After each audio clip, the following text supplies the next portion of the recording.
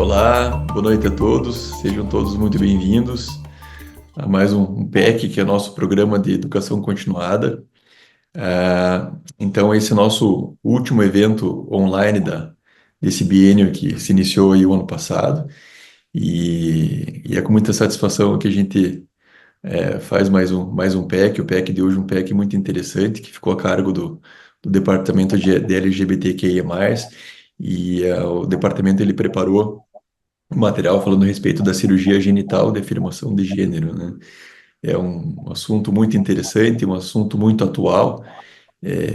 Para quem gosta de cirurgia, e especialmente cirurgia grande, são cirurgias bastante interessantes, bastante desafiadoras, e são poucas pessoas aí no nosso meio que ainda fazem, que já fazem esse tipo de cirurgia.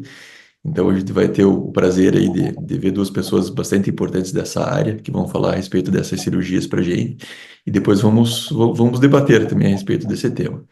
Então, para dar início ao evento, eu passo a palavra para o Dr. Mauro Barbosa. O Dr. Mauro, ele é coordenador do departamento de LGBTQIA+, e ele vai dar seguimento então ao evento. Eu gostaria de mais uma vez agradecer a participação de todos vocês aí, e, e dizer que foi um prazer enorme estar à frente da associação nesses últimos 2 anos.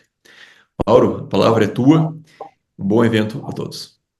Obrigado, Gustavo. É uma satisfação grande para a gente estar nesse processo final, né, desse biênio, nessa gestão impecável aí do Gustavo, trazendo, né, todo um grupo de pessoas capacitadas para poder abordar o tema da sexualidade, medicina sexual, saúde sexual. A gente acha que é tudo a mesma coisa, mas a gente começa a desdobrar isso aí ao longo desses 2 anos, foi muito bem desdobrado.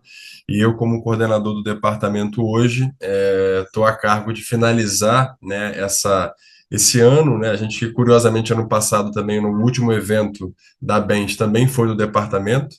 Então, acho que a gente está fazendo sempre esse fechamento, pelo menos esses 2 últimos anos aí, a gente está fazendo esse fechamento de apresentação, né, de encontro aqui da Bens, hoje extensível, né, a colegas que tiveram no evento recente, onde eu falei sobre também sobre saúde, essa oncologia e os pacientes da diversidade sexual e de gênero. Então, hoje é um convite especial também, não são o PEC, né, ele é feito para os associados da Bens, é uma educação continuada específica, né, para os associados, mas a gente teve aí um convite especial para quem esteve participando com a gente aí desse evento recente aí, oferecido pela Redditor aqui no Rio de Janeiro, sobre saúde, oncologia e pacientes transexuais. Bom, sem me estender muito, já agradecendo a participação de todo mundo que está aqui, em especial a colaboração de Marcelo Prachedes, que vai ser um dos nossos apresentadores, doutor Odair Paiva também, e doutor André, o Odair vai falar um pouco sobre a cirurgia transmasculina, Marcelo vai falar sobre a cirurgia transfeminina, e o André vai ser o nosso debatedor. A gente vai ter 15 minutos para cada um, em torno disso mais ou menos. Eu vou fazer o papel de avisar um pouquinho sobre esse time, então quando tiver lá 5 minutos finais, eu vou mandar por mensagem, que eu acho que fica menos desconfortável de interromper a apresentação, para a gente poder dar conta aí de conseguir fazer a apresentação nesse tempo um pouquinho mais ajustado, mas abrindo depois para meia hora para a apresentação. Então a gente vai aí em torno de meia hora de apresentação e mais ou menos meia hora de debate, não se estendendo muito. A gente está aí no final da noite de quinta-feira, então a gente tem esse compromisso também de cuidado para quem se dedicou a ficar até aqui, também não precisa se estender tanto, tá bom? Vou fazer a apresentação pontual, eu fiz uma chamada, mas como o André vai ser o nosso apresentador inicial agora, vou fazer a apresentação mais pontual de André. Marcelo Prachedes, ginecologista obstetra pela USP de Ribeirão Preto, doutor em urologia pela USP, capacitação no processo transexualizador da USP, membro da International Society of Sexual Medicine, membro do grupo médico assistencial para pessoas LGBTQIA+, do Hospital Albert Einstein. E a gente vai dar essa apresentação à medida que os demais forem trazendo aí, para a gente não ficar com uma informação em excesso de quem vai falar. Marcelo, mais uma vez, muito obrigado pela disponibilidade. Boa noite a todos, a todas e a todes. Obrigado, Mauro, pelo convite. Obrigado a Bens pelo convite. Vou falar um pouquinho, vou aqui colocar minha apresentação, hoje sobre a cirurgia de afirmação de gênero ou de redesignação sexual nas mulheres trans e pessoas trans femininas. Bem, eu sempre gosto de começar as minhas apresentações lembrando um pouquinho o que que é identidade de gênero, o que que é orientação e o que que é sexo, só para todo mundo ficar na mesma página. Então, sexo, aqui no bonequinho do gênero, né, é mais ligado à genitália, à biologia, né? Então, a questão do DNA, gônadas e genitália. A orientação é com quem aquela pessoa se relaciona, né? Então, a quem ela direciona o desejo sexual, o desejo afetivo, tá? Identidade é como essa pessoa se entende dentro do meio. Então, a diferença aí de sexo é mais a parte biológica, como é que essa pessoa nasceu, e identidade é a parte mais cultural, social, de como essa pessoa se identifica, né, do gênero masculino ou feminino dentro da sociedade. E tudo isso está envolvido na expressão de gênero, tá? Então, só para a gente tá todo mundo aí na mesma página. E um estudo recente no Brasil entrevistou 6 mil pessoas, né, em várias cidades do Brasil, em cidades grandes, cidades pequenas, e viu-se que a proporção de pessoas trans é de 2%, né? Trans, lembrando que vai ser esse guarda-chuva, né, de pessoas que não se identificam com o gênero, tá? O gênero atribuído ao nascimento, e dentro desse guarda-chuva tem as pessoas binárias e as pessoas não binárias, né? As pessoas não binárias é que não se identificam nem com o gênero masculino, nem com o gênero feminino, né? Ou se identificam com os dois, mas não tem essa característica de divisão binária, né? Homem ou mulher.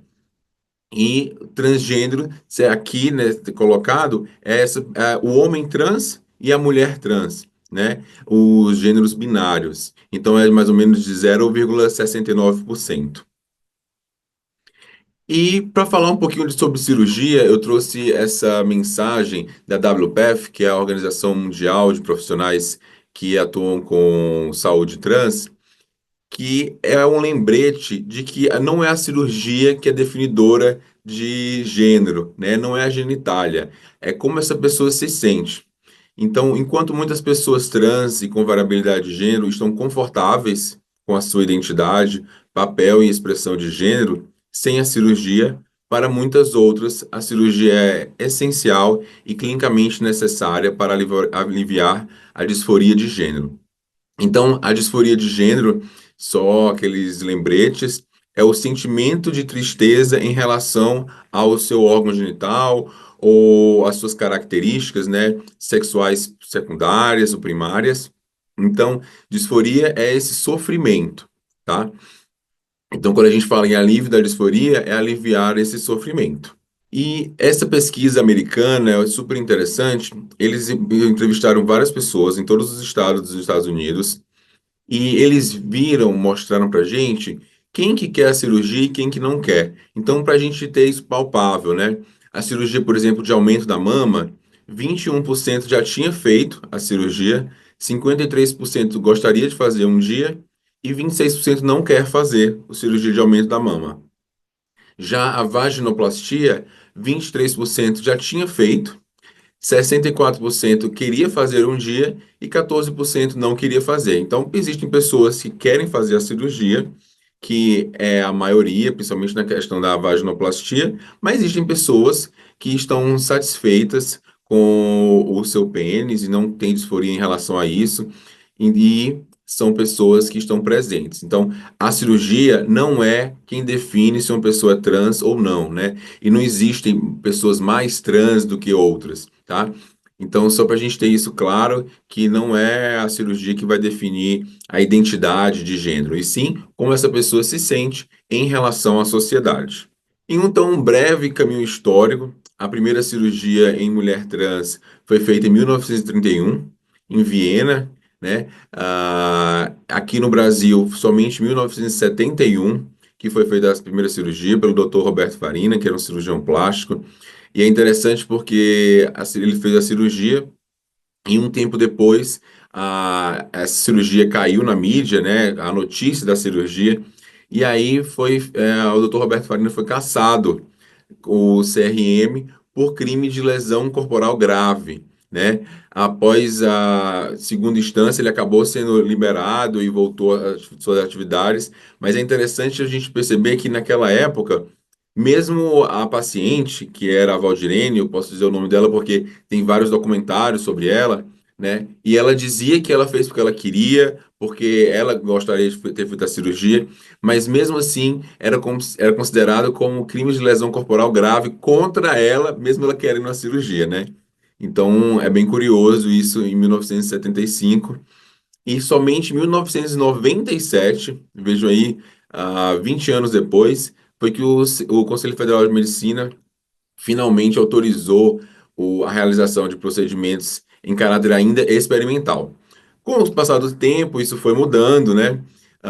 E aí a gente chega aqui na atualidade, que não está tão atual ainda essas diretrizes, mas a nossa diretriz do Ministério da Saúde ainda é uma diretriz de 2013, que ampliou o processo transexualizador, abrangeu os homens trans, e a diferença do que foi lançado pelo CFM em 2019 é que no Ministério da Saúde, essa diretriz mais antiga, a hormonização é somente a partir dos 18 anos e a cirurgia depois dos 21. E o segmento de 2 anos. Em 2019, o CFM lançou essa última resolução, que é o que a gente tem de mais recente, autorizando a hormonização a partir de 16 anos, a cirurgia a partir de 18, o segmento multidisciplinar por no mínimo 1 ano, então sai de 2 para 1 ano, e incluiu crianças e adolescentes para fazer o bloqueio puberal, ainda com caráter experimental. Então é interessante a gente ver que essas coisas vão mudando, né? Primeiro o CFM lança as novas diretrizes, e aí depois o Ministério da Saúde vai se adequando e vai lançando as diretrizes do Ministério da Saúde. Então, a nossa última resolução em relação à cirurgia é essa de 2019.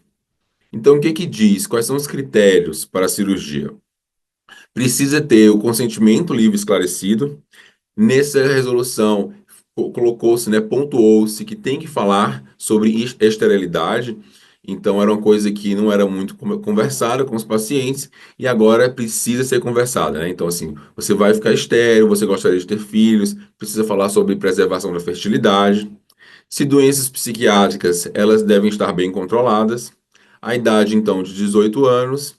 O paciente deve estar em hormonoterapia, sob supervisão endocrinológica, ginecológica ou urológica, e o acompanhamento multidisciplinar e interdisciplinar por pelo menos 1 ano. Então, vamos falar um pouco da cirurgia propriamente dita, né? Como que essa cirurgia se consiste? Se consiste na orquiectomia, ou seja, a retirada dos testículos, a neovulvovaginoplastia, ou seja, a nova, né, neo de novo, vulva e vagina, a plástica da nova vulva e da vagina, e a neoclitoroplastia, a plástica do novo clítoris, tá? E a ideia dessa cirurgia é criar uma neovulva e uma neovagina com estética adequada, uma aparência feminina e com boa funcionalidade, ou seja, que tenha função de prazer e função miccional. Existem duas técnicas principais. A técnica de versão peniana, que é a de escolha, que é uma técnica que tem menos risco, tem uma maior sensibilidade, e o problema dessa técnica é a quantidade de tecido. Então, existe a técnica que usa outros tecidos, como pele, mucosa oral, âmnio, peritônio, até a pele de tilápia, e a necessidade da dilatação. A outra técnica que é usada é com segmentos intestinais, que tem um menor risco de estenose, entretanto, é uma cirurgia de maior porte, né? Você vai fazer uma laparotomia, uma anastomose entérica, existe o risco de íleo paralítico, existe o risco de obstrução intestinal. Esse intestino, esse segmento intestinal, vai fazer a produção de muco. Essa produção de muco pode ser exagerada, pode ter um odor mais característico. E se a paciente tiver doenças intestinais, como retocolite ou doença de Crohn, vai também ter na neovagina, tá? E há um maior risco de prolapso. Então, aqui, para a gente ver a anatomia, né?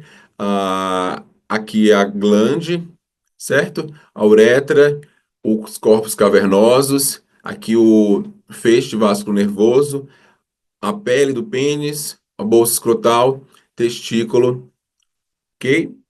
E aqui um corte mais próximo do pênis para a gente entender o que que a gente vai tirar e o que que a gente vai ficar. Então, aqui a pele, certo? Aqui, ó, o feixe vasculo nervoso, tá? Então vai ter a veia, a artéria e os nervos, tá? Então essa parte aqui a gente vai continuar, vai preservar e os corpos cavernosos a gente vai tirar esses corpos cavernosos que são o tecido erétil do pênis. O corpo esponjoso e a uretra vão continuar, só que vão ser remodelados. Então aqui é um desenho esquemático para a gente ver o que vai acontecer com cada tecido, tá? Então a glândula está em azul, a pele peniana está aqui em roxo e a pele do bolso escrotal está aqui em verde. Então quando a gente abre aqui, a gente vai desenluvar esse pênis, né? Preservando a pele. Aí vejam aqui que ele colocou o feixe vasco nervoso, vernosos em verde e a uretra aqui em azul. Então vejam como que cada tecido vai se moldando. Aqui ele usou uma parte, o tamanho da neovagina, certo? Podemos ver que aquela parte verde, que eram os corpos cavernosos, foi retirado. Então aqui tem só o coto do corpo cavernoso. A uretra foi diminuída, tá? Então aqui tem o clítoris, que foi diminuído a partir da glande, e o feixe vasculo nervoso. Então vai ficar assim. A gente vai usar vai fechar aqui, vai fazer uma abertura para poder sair a uretra e a glande do neoclítoris, né, para exteriorizar essa parte, vai formar o canal vaginal lá para dentro e vai formar a vulva a partir da bolsa escrotal. Então aqui já feito, certo? O azulzinho é o neoclítoris que veio da glande, esse roxinho é a uretra, tá? O tecido uretral, formando aqui o introito, o períneo, corpo perineal. Aqui a entrada da neovagina. Vejam que a neovagina entre o retro, a bexiga e a próstata, né? A próstata continua, então, na cirurgia, a paciente vai ter que fazer o exame de próstata aí mais na frente. E aqui uma paciente nossa do HC, para a gente ter uma ideia de como que fica a estética da vulva, né? Então, aqui os grandes lábios, aqui o neoclítoris, pequenos lábios, uretra e o canal vaginal, tá? Algumas complicações, pode haver perfuração da uretra, bexiga ou reto, isso pode acontecer porque aquele espaço é bem estreito para a gente colocar, para a gente fazer o caminho da neovagina. Se houver essa perfuração e não for adequadamente tratada na hora da cirurgia, né, pode haver fístulas e outra coisa que pode haver é a estenose, que é a constricção dessa neovagina, por isso que tem que fazer a dilatação, tá? O risco de infecção, sangramento, como sempre em toda cirurgia. O prolapso de uretra era uma coisa mais comum nas técnicas anteriores, mas ainda existe em algumas técnicas, tá? O prolapso da neovagina, ou seja, a pele da neovagina pode sair para fora, ou quando a glande era usada no canal vaginal, né, no fundo do canal vaginal, essa glande podia prolapsar, era uma das complicações. Hoje a glande faz o neoclítoris e aí não tem um prolapso, tá? O engurgitamento do bulbo uretral. Então, a uretra também tem um pouco de tecido erétil. Ele pode causar, na hora da excitação, ele pode haver um engurgitamento e pode ser excessivo, dificultando a penetração na hora da relação sexual. Pode haver assimetria e casos aí como trombose também pode acontecer. E os cuidados pós-operatórios da neovagina é a higienização externa com sabonete neutro infantil e interna. Então aí o contrário da mulher cis, né, que a gente diz, olha, não pode fazer a ducha lá dentro, não pode lavar lá dentro, é uma vagina autolimpante. Na mulher trans, é um tecido que não é autolimpante, não é mucosa, né? Então, é pele, e essa pele precisa ser lavada, também não pode ser lavada excessivamente, porque se fica úmido, pode haver proliferação de fungos, mas ela tem que ser lavada para ela não ficar com odor característico, né? Tanto que quando tem corrimento em mulheres trans, o primeiro tratamento é a lavagem vaginal, tá? Sempre usar preservativos e lubrificantes, fazer o toque vaginal na hora do seu exame, orientar as dilatações. A gente orienta o exame físico anual para avaliar se tem alguma lesão vegetante, úlcera, corrimento ou sangramento, tá? E não há ainda uma indicação formal para coleta de Papa Nicolau ou histologia oncótica de rotina. E aí eu trouxe aqui dois artigos que eu acho super interessante para mostrar para vocês a importância dessa cirurgia. Esse artigo aqui é do JAMA de 2021 e ele observou a associação entre afirmação de gênero e saúde mental. E ele observou que há uma diminuição no sofrimento psicológico de 42% já no primeiro mês após a cirurgia, e uma diminuição de ideação suicida de 44% um ano após a cirurgia de afirmação de gênero. Lembrando que na população trans, a taxa de ideação suicida é 10 vezes maior do que na população geral. Então, eu sempre digo, principalmente quando a paciente vem para consulta com a família e tudo, e a família não entende muito bem a importância da cirurgia, eu digo, olha, essa cirurgia é uma cirurgia que salva vidas, tá? Porque diminui o sofrimento, diminui a necessidade de medicação para ansiedade, depressão e diminui a ideação suicida. Então, isso é muito importante. É lógico que eu não vou fazer cirurgia para todo mundo, apenas para quem quer fazer a cirurgia, né? Voltando aí lá no começo da minha apresentação, a cirurgia não é obrigatória para todas as pessoas trans, só para quem tem interesse em fazer a cirurgia e tem sofrimento de disforia com o órgão genital. O outro estudo que eu trouxe para a gente conversar é esse estudo de 2018 do Journal of Sex of Medicine, que ele mostrou que é uma das maiores coortes, né, o coorte, esse estudo a longo prazo de segmento, que é o estudo de Amsterdã, desde 1972 até 2015. Eles avaliaram 6.793 pessoas e observaram que a taxa de arrependimento é de 0,6% em mulheres trans e 0,3% em homens trans. E que essa porcentagem ela não subiu ao longo do tempo. Então as pessoas podem dizer assim: ah, mas lá atrás fazia muito pouca cirurgia, hoje em dia a gente faz mais cirurgia. Será que essa taxa não aumentou? Não. Não aumentou, não é essa a tendência. A tendência é de estabilidade. Então, é lógico que pode haver arrependimento, mas esse arrependimento é muito baixo, tá? É menor do que todas as outras cirurgias plásticas. Então, é uma taxa de arrependimento muito baixa por uma melhora da qualidade de vida muito grande, tá certo? E algumas mensagens finais é que a abordagem cirúrgica deve ser sempre discutida com a paciente. Então, falar para ela quais são os riscos, quais são os benefícios, o que que ela espera da cirurgia, né? Dizer o que que você pode fazer, quais são a sua proposta, tá? Quando a paciente é bem informada das limitações e preparadas psicologicamente, a grande maioria das pacientes fica satisfeita. No HC já foram operadas mais ou menos 150 mulheres trans desde que começou-se a fazer essa cirurgia e não há nenhum caso de arrependimento, tá? Então é importante aí fazer esse segmento e conversar sobre como é a cirurgia. As pacientes mantêm desejo sexual, prazer após a cirurgia, a baixa taxa de arrependimento e a melhora significativa na qualidade de vida. É isso, muito obrigado.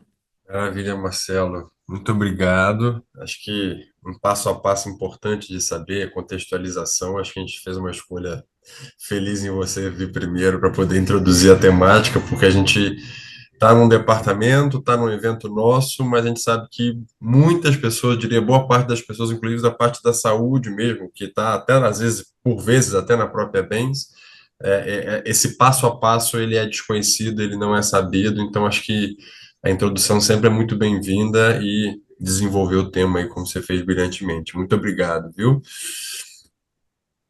Obrigado, obrigado, é um prazer. Bom, agora nós temos o Dr. Odair. Deixa eu fazer a apresentação do Dr. Odair, um minuto. Pronto, abrir aqui. Dr. Odair Paiva é assistente da disciplina de Urologia da Faculdade de Medicina do ABC, mestre e doutor pela Faculdade de Medicina do ABC, coordenador da Urologia do Hospital Mário Covas, em Santo André, é urologista do CRT, DST AIDS, docente e preceptor da Urologia da Faculdade de Medicina Ayambi, Morumbi, coordenador do Departamento de Diferenciação Sexual e Identidade de Gênero na SBU, São Paulo, supervisor da disciplina de Cirurgia Genital de Afirmação de Gênero do Departamento de Cirurgia Genital Afirmativa de Gênero e Estética Genital da SBU Nacional. Doutor Daí, muito obrigado pela disponibilidade e para a gente fechar com chave de ouro aqui a nossa apresentação do departamento, a palavra fica contigo. Muito obrigado. Mauro, eu que agradeço o convite da Bens, de você, seu convite, do Gustavo, mais uma vez.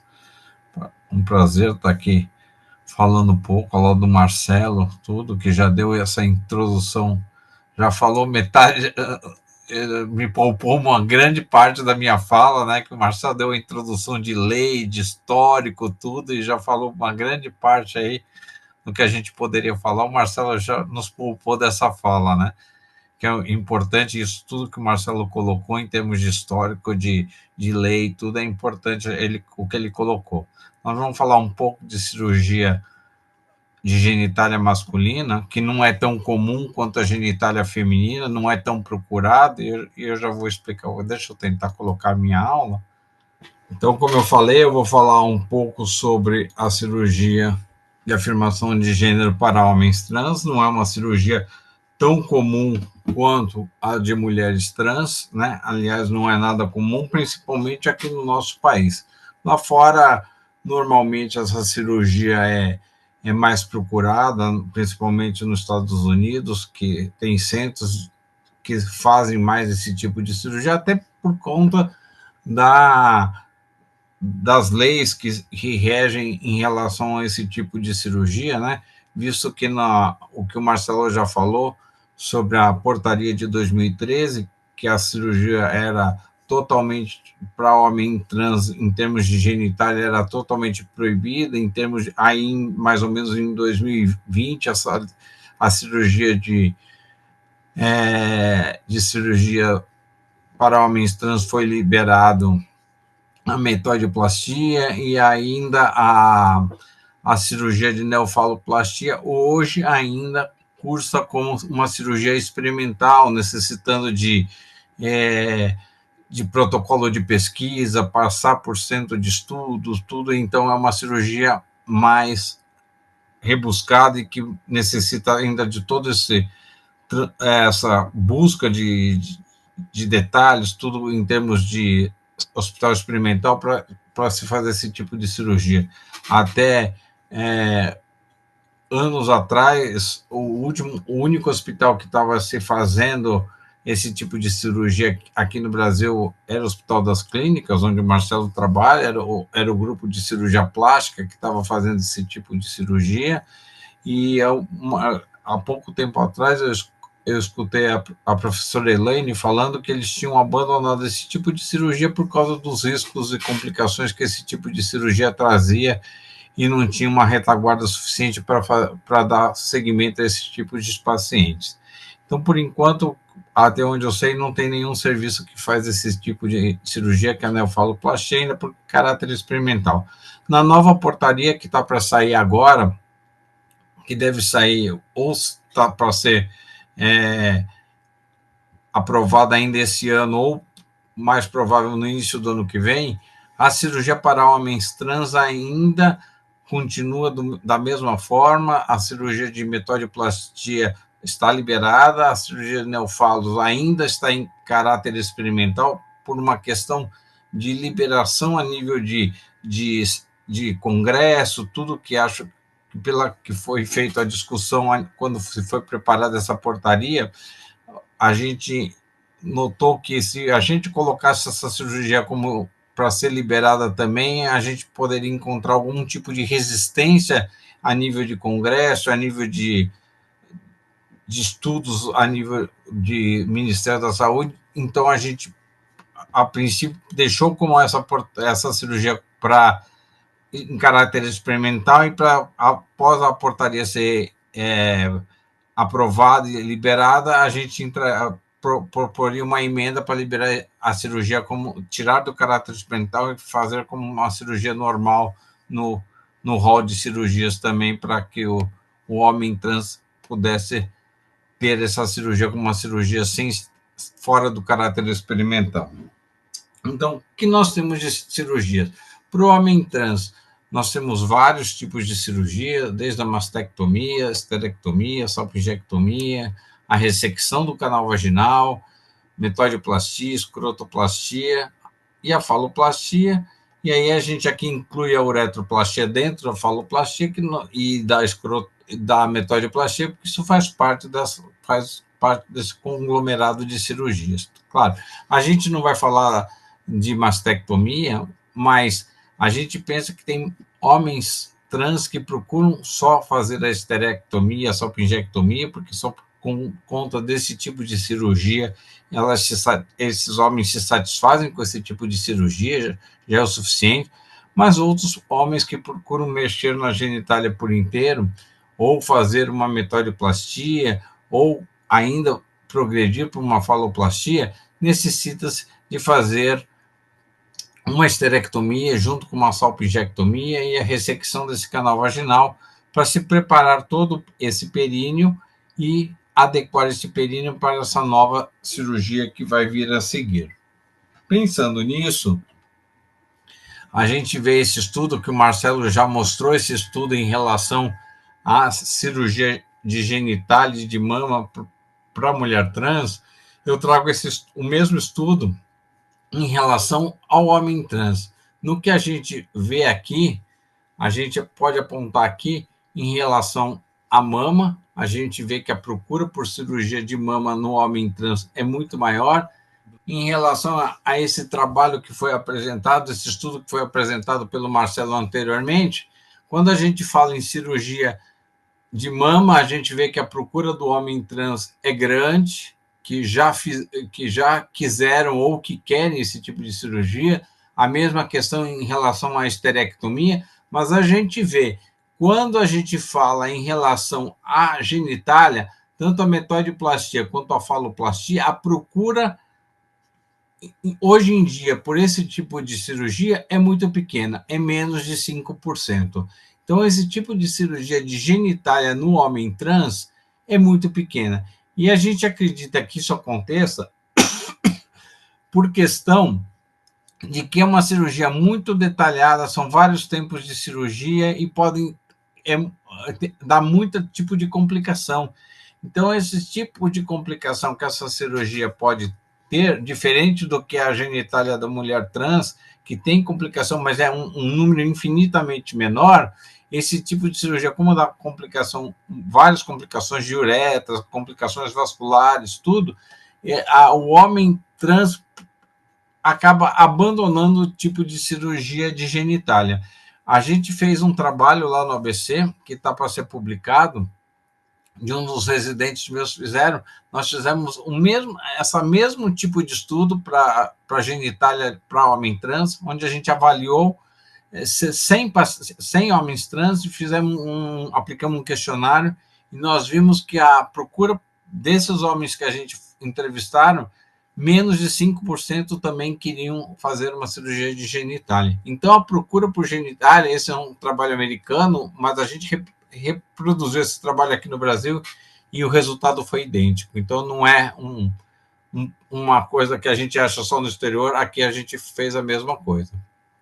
Aqui a gente tem a cirurgia de escrotoplastia, a gente pode fazer ela junto ou separada do metodoplastia, pode ser um tempo da metodoplastia. A gente vê aqui que a escrotoplastia nada mais é do que a gente usa os tecidos dos grandes lábios para aumentar, criar uma cavidade onde a gente vai implantar próteses testiculares e criar um escroto, uma bolsa escrotal, como a gente vê aqui nessa última foto aqui no canto inferior, onde já está constituído todo o escroto com a prótese testicular, já está finalizado todo o trabalho de escrotoplastia. Isso é uma das cirurgias que mexe com a genitália, que pode estar associado à metodoplastia e que tenha um bom resultado, como nessa foto. A metodoplastia, o que seria a metodoplastia? Nada mais é do que o homem trans, por ele receber quando ele faz a hormonização, acontece um aumento da haste do clitóris. Esse aumento da haste do clitóris ela é somente a haste do clitóris aumenta. Então, o que é a metodoplastia? Nessa haste do clitóris que começa a aumentar por ação de hormônio masculino, a gente faz com que se implante uma uretra nessa haste clitoriana e, com isso, permite que um paciente urine em pé. Essa cirurgia não é de tempo único, essa cirurgia exige mais de um tempo, e aí, complementando, a gente pode fazer o implante constituição do escroto junto no último tempo, fazendo o escroto mais o neopênis, o microneopênis, para que vai permitir que o paciente urine em pé, tenha um micropênis para urinar em pé e tenha o escroto apropriado. Nessa última foto, onde o paciente já está com a cirurgia terminada, já em cicatrização, fase final, já tem um micropênis. Esse micropênis, normalmente, o tamanho varia de 4 a 10 centímetros. Dificilmente o paciente vai ter a diferença para o neofalos, é que dificilmente esse paciente vai conseguir ter um intercurso sexual pelo tamanho desse micropênis. Mas ele vai ter a opção de urinar em pé, vai conseguir urinar em pé, e as complicações desse tipo de cirurgia é estenose e fístula nessa neuretra, porque a gente vai ou com enxerto de mucosa ou com dobra de pele sobre pele, a gente vai fazer criar essa neuretra, que vai implantar na uretra antiga, e a gente vai constituir essa neuretra. Lembrando que para fazer metodoplastia, volto a repetir, para fazer a metodoplastia e a neofalos, há necessidade de que se faça a panhisterectomia e a colpoclase, que é a fechada do períneo total. Aqui a gente tem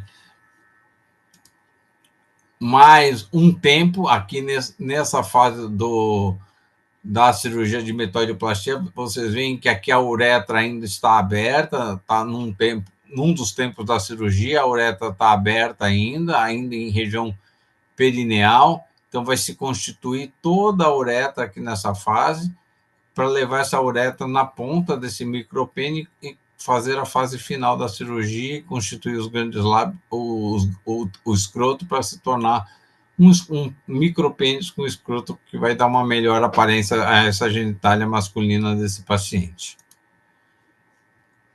Diferenciando da metodoplastia, nós temos o neofalos. O neofalos é uma cirurgia bem maior, tenta se fazer em tempo único. O melhor a gente pode tirar tecido de vários locais, de coxa, de abdômen, mas o local principal é o que a gente chama de retalho chinês, que é retirado do antebraço, tá? Chama-se retalho chinês porque é um local onde tem pouca pilificação, então não vai trazer transtorno em relação à pilificação no pós-operatório.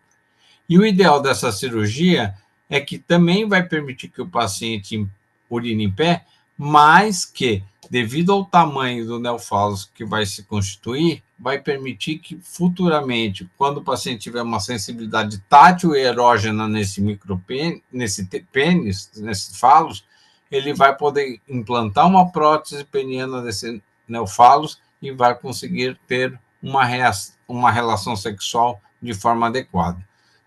Veja esse trabalho, que é de 2019, mostra também que a intenção por essa reconstrução genital também é um outro trabalho, mas mostra que menos de 5% dos homens trans procuram por esse tipo de cirurgia. E o que a gente vê aqui? O que os homens... Esse é um trabalho bem antigo já, mas é um tempo que já se faz esse tipo de cirurgia. E o que os homens desejam com esse tipo de cirurgia? Urinar em pé, é o principal desejo. Poder andar, quando despidos, mostrar a genitália, né?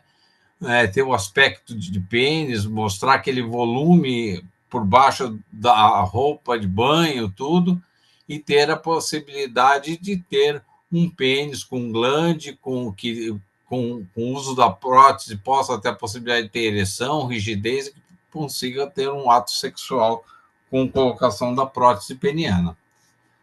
Aqui uma das técnicas, a técnica de Gilles, onde se retira um retalho peniano e se faz um tubo de pele e se implanta esse tubo de pele na região peniana, na região pubiana. É um retalho vascularizado, tudo, e o risco de complicação em termos de vascularização é bem menor do que do retalho chinês, como a gente vai ver a seguir. Aqui, um detalhe da cirurgia, foi retirado da região abdominal, rodado esse retalho, reconstituído os neofalos, e aqui o aspecto final, onde foi tirado dessa região da coxa um pequeno enxerto para cobrir a área doadora. Aqui é o retalho final, o paciente já sondado com neofalos constituído. Aqui é o que a gente chama de retalho chinês. Então, são retalhos livres, enxertos, né? Que é retirado, como eu falei, da face do antebraço, aqui todo desenhado, e o neofalos é constituído de rotação de pele sobre pele. Aqui a gente já vê um tempo já avançado da constituição desse neofalos, onde a sonda está colocada dentro desse enxerto. Esse enxerto vai ser levado para a região pubiana com artéria, veia e nervo radial.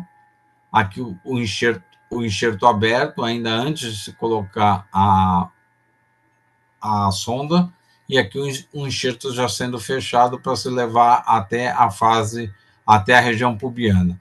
Né? Nesse tipo de cirurgia, há exigência de microcirurgia para anastomose de nervo e de artéria e veia radial, que é inserida num shunte de artéria junto com a artéria, junto com a veia safena, que é ligada na veia e artéria ilíaca interna.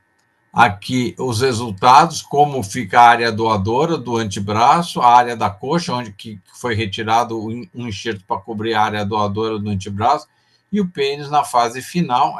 Essas imagens são retiradas da internet, e a gente vê quais são as complicações maiores em relação a esse tipo de cirurgia. São complicações vasculares, por causa dessa microcirurgia vascular que se faz, devido ao grande risco de trombose dessa região de formação de coágulo, devido ao alto fluxo vascular que tem nessa região, e devido a esse alto fluxo tem a formação de trombos e pode levar à necrose dessa área por causa de trombose e perda do enxerto. Isso acontece nas primeiras 24, 48 até 72 horas, né? E complicações uretrais e penianas, complicações uretrais por causa de estenose, principalmente no local onde há um enxerto, onde é colocado o enxerto da neuretra com a uretra primitiva, e também posteriormente da colocação das próteses penianas, também pode ter esterilização da prótese. Isso é mais uma complicação de uma nova cirurgia quando se coloca a prótese peniana, né? É um outro tipo de complicação em relação à uretra e à região peniana desse neofalos. Um outro tipo de complicação que nós temos é essa que a gente vê que pode gerar fístula artéria, pode gerar fístula da uretra para a região perineal. É por conta desse resquício que, às vezes, na esterectomia pode acontecer. Quando se faz quem faz a esterectomia, o ginecologista que faz a esterectomia e a vaginectomia, não toma o cuidado de retirar todo o canal vaginal e sobra um resto de canal vaginal. E esse resto de canal vaginal que tem aqui faz com que, quando está constituído o neofalos, faz com que aumente a pressão desse resto de canal vaginal E esse aumento de pressão dentro do resto do canal vaginal repercute na uretra e proporciona a formação de uma fístula. Isso é difícil de acontecer? Porque normalmente esse resto de canal vaginal não ocorre, mas quando ocorre, aumenta muito o risco de formar fístula devido a esse resquício de canal vaginal que sobrou aqui durante a cirurgia de vaginectomia. Essa é uma das complicações que tem, maiores de fístula, e por conta dessas complicações recidivantes de fístula uretrocutâneos é que, no meu entender e dos trabalhos que hoje nós temos na literatura, que faz, na opinião da maioria, de que o paciente, o homem trans, desista da cirurgia de genitália com maior frequência, tá? Era isso que eu tinha para falar nesse curto espaço de tempo sobre cirurgia de genitália. Eu queria agradecer novamente o convite para falar sobre cirurgia de genitália masculina. Doutor Daí, muito obrigado. Eu acho que a gente conseguiu aí fazer um bom fechamento, né, passo a passo para quem está chegando no assunto agora, entendendo uma demanda para a parte então de transmasculina. Acho que é uma demanda que a gente traz ainda mais interesse no sentido de não temos muita coisa sendo dita. E foi brilhante aí a apresentação desse passo a passo para entender, né, a metoidioplastia, a neofaloplastia, e inclusive as cirurgias prévias a estas, né, que devem acontecer. A gente fala muito dessa cirurgia final, mas esquece que tem uma série de outras que devem acontecer. Então, quando a gente fala de cirurgia masculinizadora, não necessariamente está falando de construção de genitália só, né? Tem alguma coisa prévia que deve ser feita aí também. Muito bom, muito obrigado mais uma vez. A gente vai agora abrir para o debate, a gente vai não se estender muito, eu acabei deixando um pouco mais de tempo para a fala do doutor Odaí, doutor Marcelo, e o André vai trazer para a gente um pouco de instigar um pouco esse debate, e como eu fiz a apresentação prévia dos colegas anteriores, doutor André Marques é médico ginecologista e sexólogo, pós-graduado em sexologia pela USP, vice-coordenador do departamento LGBTQIA+, da BENS, e professor da Faculdade de Medicina da Universidade Federal de Goiás. Ele vai ser o nosso debatedor e vai trazer alguns questionamentos um pouco mais instigantes aqui para a gente. Agora é contigo, André. Ok, muito obrigado. Boa noite a todos. É um prazer estar aqui nesse evento, que é o último, né, dessa época desse mandato, né, que a gente está fazendo aqui, mas vamos lá. Eu queria parabenizar os dois apresentadores. Realmente foram apresentações muito, muito bonitas e muito instigantes. E, claro, Marcelo, você, como sempre, brilhante, né? Mas eu vou chamar a atenção um pouquinho aqui, porque eu também sou ginecologista e realmente o que me chamou, assim, me instigou mais aqui, em termos de perguntas, eu tenho perguntas até muito básicas para fazer aqui para o doutor Odair, mas eu gostei demais da sua apresentação e aprendi muito com ela.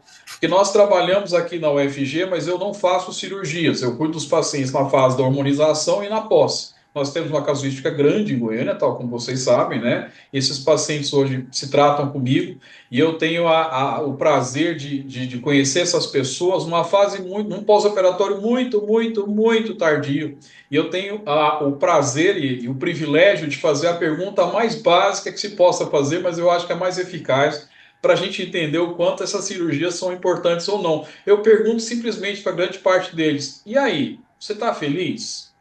Você faria de novo? Nós estamos falando aqui de pacientes que têm 20 anos de pós-operatório, 25 anos que foram feitas cirurgias, e a totalidade dos pacientes que eu fiz essa pergunta até agora falaram: sim, eu faria tudo de novo. Eu sou uma pessoa feliz, sim. E a gente pode ver que são pessoas extremamente produtivas, contribuindo para a sociedade, usufruindo daquilo que a sociedade pode trazer, tendo suas famílias, e às vezes, isso eu trago para as pessoas que não trabalham exatamente com a parte de trans, né? A gente tem a ideia de ser uma pessoa que se torna uma pessoa muito diferente das demais e tudo mais, e a questão da passabilidade que existe, essas pessoas são tão comuns que a gente não sabe nem quem é trans. Todo mundo fala: não, eu não sei de ninguém que é trans. Você não sabe porque você não sabe quem é, né? A gente nota pessoas aí, pessoas simples, pessoas sofisticadas, pessoas, enfim, de todo tipo de perfil, e que as cirurgias são realmente muito, muito, muito bacanas. Mas eu acho que a gente tem que partir para o debate aqui, eu já estou falando demais, e eu queria começar com a pergunta que o nosso presidente, né, nosso presidente Gustavo fez duas perguntas e eu queria que elas aparecessem aqui de novo, e não estou achando, ele fez duas perguntas. Onde é que estão elas? Aqui? Como é que a gente pode ler? No chat Ah, ali. Ele no mandou no chat. chat, eu acho. No chat, vamos lá, no chat. A gente tem aqui do Gustavo, doutor Gustavo. Boa noite. Pergunta para o doutor Odair. Doutor Odair, como fica a sustentação das próteses penianas dentro do neofalo, uma vez que esses homens não têm túnica ou bugínea nos seus pênis? Isso para evitar a erosão da prótese pela ponta do pênis, né? E tem uma segunda pergunta também, que na metodioplastia, o clitóris hipertrofiado tem ereção que permite penetração, mesmo que pequeno falo? Pergunta. Quanto à ereção desses pequenos neofalos, esse micropênis, tem um pouco de ereção, mas às vezes esse pequeno pênis, que a gente calcula que fica entre 4 até 10 centímetros, a gente acha que esse pouco de ereção que tem nesse micropênis não é ainda suficiente para satisfazer a parceira com quem esse paciente tem a relação. Já tem se criado até micropróteses para colocar nesse micropênis para que esse paciente tenha uma ereção melhor, que favoreça essa ereção, mas é uma coisa ainda muito inicial, tudo para que esse paciente possa ter uma relação mais completa, mas pelo tamanho do microfalos, né, é uma coisa muito pequena e que não me lembro de algum trabalho que tenha mostrando satisfação em relação ao ato sexual do paciente que tem uma metodioplastia. Quanto à segunda pergunta, que é a da suporte para a prótese peniana no homem trans, realmente, no homem cis, a gente tem a crura, onde a gente coloca a prótese dentro do corpo cavernoso e dá o suporte para a prótese dentro do corpo cavernoso. No homem trans, a gente não tem. Então, o que é feito, que a gente tem visto na literatura, é que se coloca, que se cria através de uma tela, onde embaixo, como se fosse no fundo do neofalos, embaixo do corpo do neofalos, se coloca uma prótese para dar uma ancoragem e que a prótese fica sustentada por essa tela que coloca-se embaixo para dar uma sustentação para que a prótese não tenha mais sustentação e que não tenha nenhum problema para que essa tela dando suporte não tenha problema com essa prótese em deslizar, em se deslocar no momento do ato sexual. Perfeito. Não estou vendo mais nenhuma pergunta aqui. Eu vou partir então para uma pergunta para o doutor Marcelo aqui. Marcelo, é a preocupação agora com pós, tá? Que a gente apanha lá na hora depois da cirurgia, não no pós imediato, mas você está falando sobre eventualmente a flora. Me preocupo muito com a flora alternativa que vai surgir, né, nessa neovagina. A gente sabe que ela é diferente e, lógico, as orientações são diferentes, como você muito bem ressaltou, né? Em termos da higienização, como deve ser feito, a gente nunca orienta isso na mulher para não fazer para fazer a higienização, mas na mulher trans há necessidade de se fazer essa higienização. Mas você citou que atualmente não há uma recomendação formal para fazer a colpocitologia oncológica, né? O famoso Papa Nicolau. Claro, o COS é diferente, ali é pele, é totalmente diferente, então a vulnerabilidade é muito menor. Mas eu fico pensando na questão do HPV, porque a gente já sabe, já tudo está caminhando para o rastreamento do câncer de colo de útero na mulher cis, né? Ou mesmo no homem trans que tenha útero também, que o rastreamento para o câncer de colo de útero, me parece que tudo está evoluindo para modificar. Vamos procurar mais copistologia, vai ser muito mais, me parece, um rastreamento para HPV. Eu acho que é uma tendência que está surgindo aí, né? Nesse caso, você acha que então aí essa mulher trans que tem uma neovagina, ela vai estar enquadrada aí? Você entende que vai ser útil, então, começar a fazer esse rastreamento para o HPV, nesses casos aí? O que você acha? André, assim, não tem uma recomendação realmente, né? E como o tecido é um tecido mais queratinizado, a chance de lesão cancerígena é muito baixa. O que a gente vê é lesão condilomatosa. Então, às vezes tem condiloma, mas lesão cancerígena, assim, é muito, muito, muito mais difícil, tá? Então, assim, inclusive a gente teve um paciente, uma aluna de pós-graduação que fez uma pesquisa tentando colher, fazer a coleta do Papa Nicolau nas mulheres trans, né? E, inclusive, porque é uma pele mais ressecada, passando a escova não sai nada. Então, assim, não tem um material bom para análise, sabe? Uhum. Então, eu acredito que, por enquanto, não seja no caminho. Tanto que a, o ACOG, ele não recomenda nem o exame de exame especular. A recomendação dele é só se tiver queixa. Então, só se tiver corrimento, ou só se tiver sangramento. Lá no HC a gente faz pelo menos uma vez por ano um exame especular para ver se tem alguma lesão, alguma coisa, mas não é uma recomendação de livro ainda. Perfeito. Eu pensei muito porque, tudo bem, não tem nem o colo do útero lá para dar o câncer, né, para ser atacado pelo HPV, mas eu fico pensando muito em saúde LGBTQIAPN+, na qual, eventualmente, principalmente em pacientes que tenham sorologias positivas para HIV, existe a recomendação de fazer esse rastreamento para o HPV, inclusive na região perianal, né, que tem uma chance de desenvolver aí câncer coloretal, se não me engano, de quase que 20 ou 25%, eu não tenho certeza, né? Aí eu pensei mais nesses casos, mas realmente faz todo sentido pela questão do tipo de tecido que tem aí, né? André, Bom, posso fazer sim, uma colocação? por favor. Em relação a isso que você está colocando, a minha tese de doutorado, que eu devo defender agora no início do ano, eu fiz nas pacientes, em 55 pacientes operados por nós no ABC. Eu fiz pesquisa de citopatológico, bactéria, teste de Schiller em todos os canais vaginais, e nós achamos vulvovaginose com pacientes operados há com mais de um ano de cirurgia, e eu achei vulvovaginoses em 10 casos de 55, teste de Schiller positivo em 3 casos e presença de condiloma em 2 casos. E a preocupação era exatamente essa questão de fazer ou não, e relacionado com a qualidade de vida dessas pacientes no pós-operatório, quando elas começavam a ter atividade sexual, e como ia ser essa qualidade de vida em relação à qualidade de vida sexual e qualidade de vida delas. E nós tivemos esse achado em relação ao exame de canal vaginal. Perfeito, ótimo. Aí, vivendo e aprendendo. Estamos aí, né?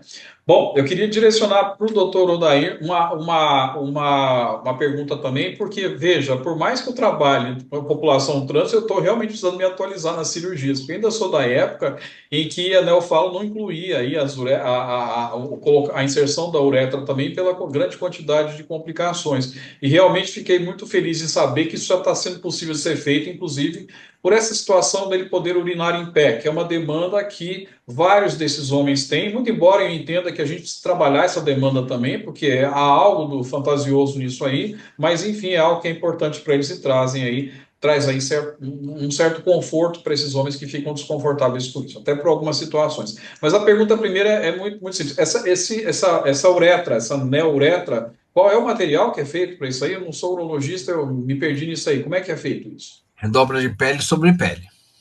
Pele sobre pele. É.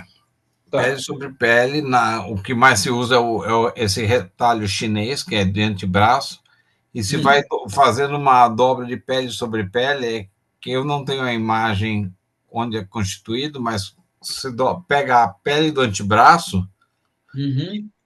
pega a pele do antebraço assim, e no meio pega a pele, faz uma incisão bilateral, a sonda vai no meio. Então, essa pele vai fechar, vai ser pele como a pele é que constitui o canal vaginal na mulher trans.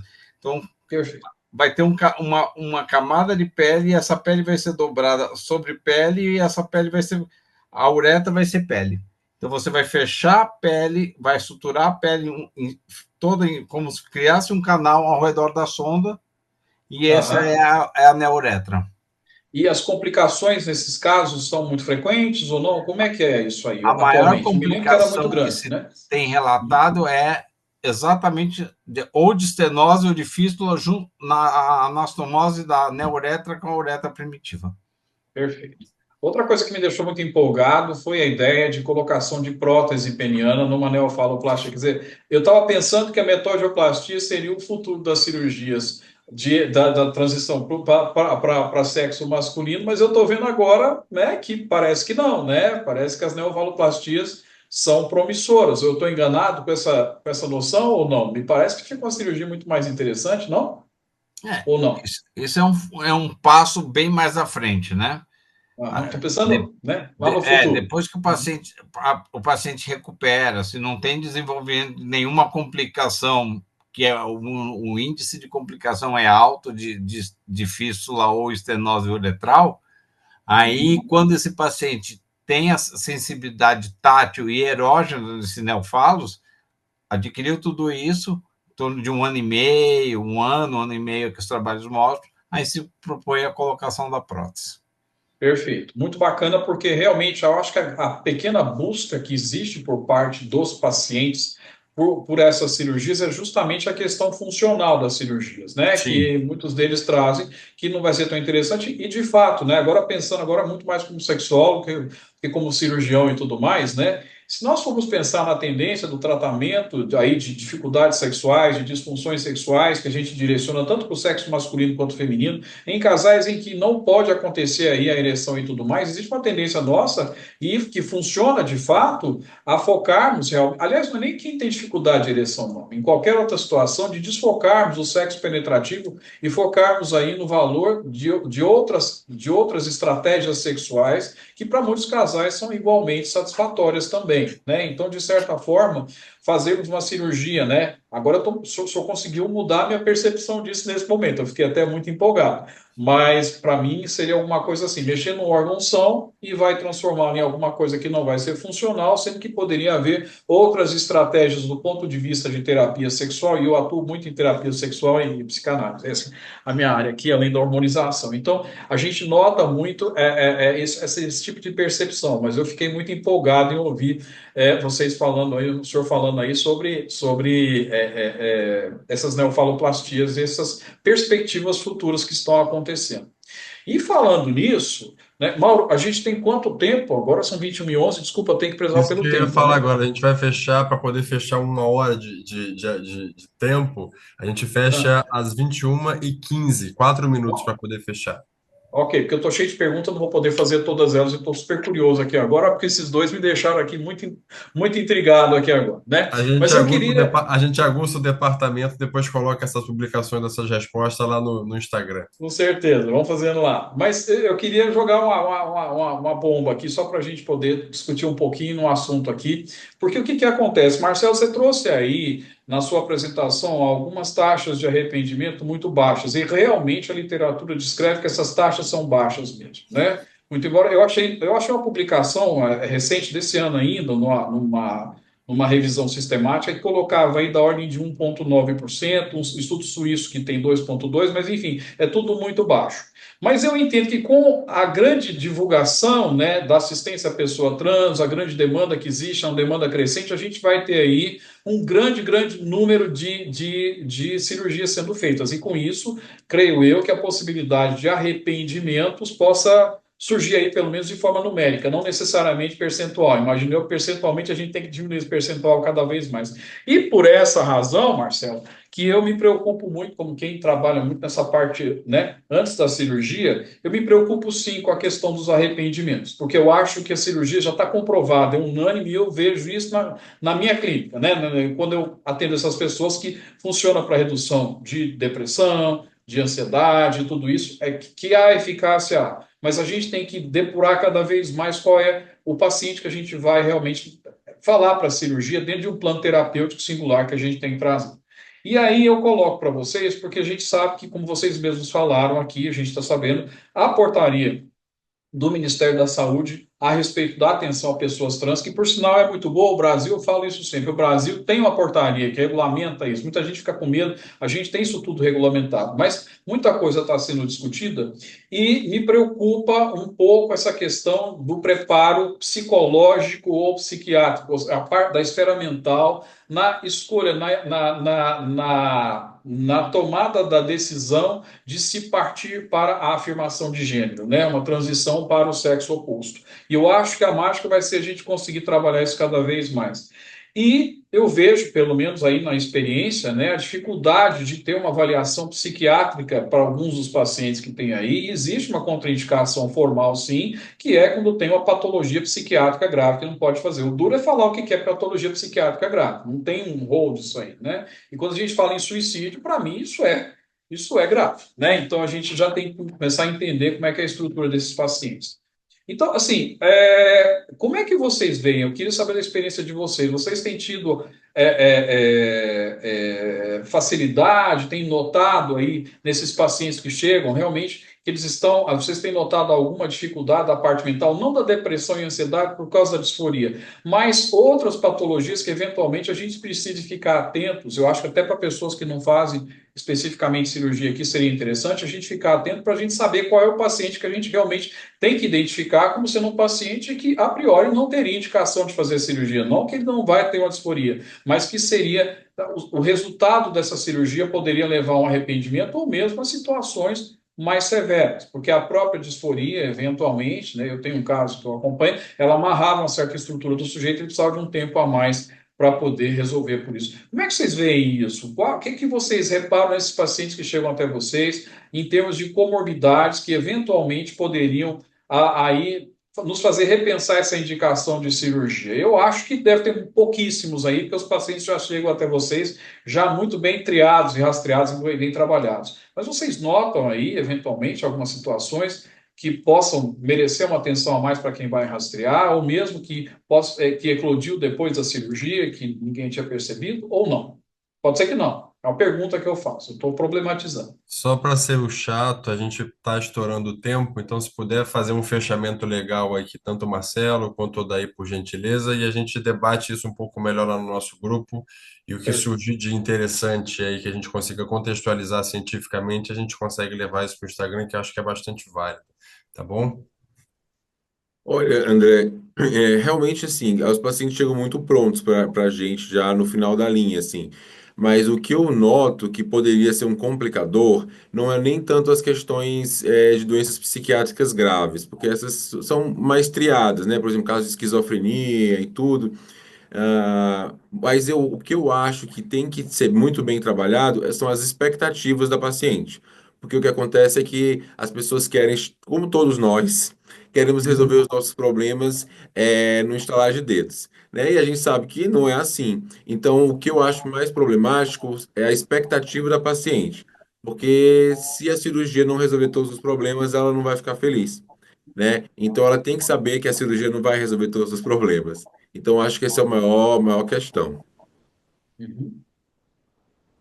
Eu concordo com o Marcelo, mas a gente mesmo, como a gente trabalha a nível de SUS, o paciente espera por longo período dentro para a cirurgia, a gente encontra ainda alguns pacientes com quadros psiquiátricos às vezes mais acentuados, com quadro de esquizofrenia, algum transtorno de bipolaridade, tudo, que às vezes ainda estando na fila, nos preocupa e que a gente tem que retardar um pouco, encaminhar para um psiquiatra para tratamento, antes de voltar para a fila de cirurgia para propriamente indicar a cirurgia para esse tipo de paciente. Isso dá uma certa preocupação, e isso que o Marcelo falou é uma grande verdade. A expectativa dessas pacientes é altíssima e nem sempre corresponde ao resultado que a gente vai dar com o resultado da cirurgia, né?